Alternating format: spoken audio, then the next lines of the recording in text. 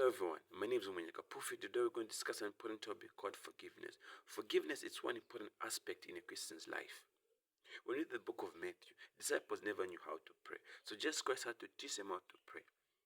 And when read the book of Matthew, it says, "Forgive us our trespasses, as we forgive those who trespass against us." Meaning, when you do not forgive your neighbor, God shall not forgive you. What forgiveness does is this: when you forgive your neighbor, it allows the blessings of God. You open the doors for the blessing to come in. But when you do not forgive your neighbor, God shall not forgive you. And it will be hard for the blessing to locate you. That's why you have to be forgiving. You have to be forgiving your neighbors, no matter what they do to you. It's not for their benefit, but it's for your own benefit. When I researched the effects of unforgiveness, I was surprised, because unforgiveness, it causes depression, anxiety, BP comes in. There's some other diseases that tend to come in because you are holding that pain for a long time. When that pain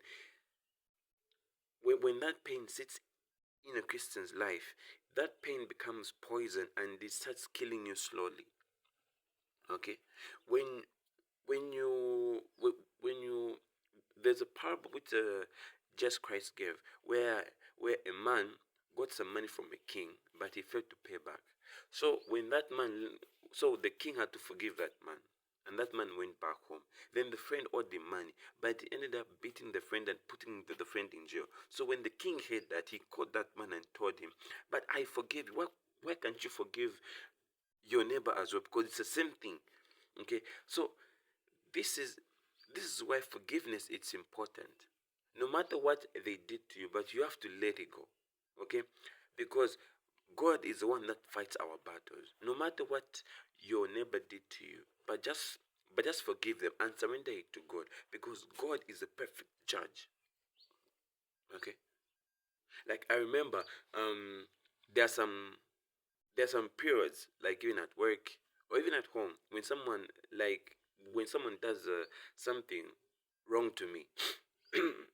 I just let it go and I allow God to fight my battles. And each time I do that, God always fights my battles. I remember this one time I arrived at work.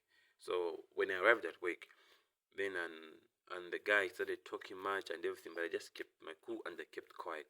Shortly enough, when I went at my department, I discovered that the guy had gotten in trouble and the boss had confiscated his phone.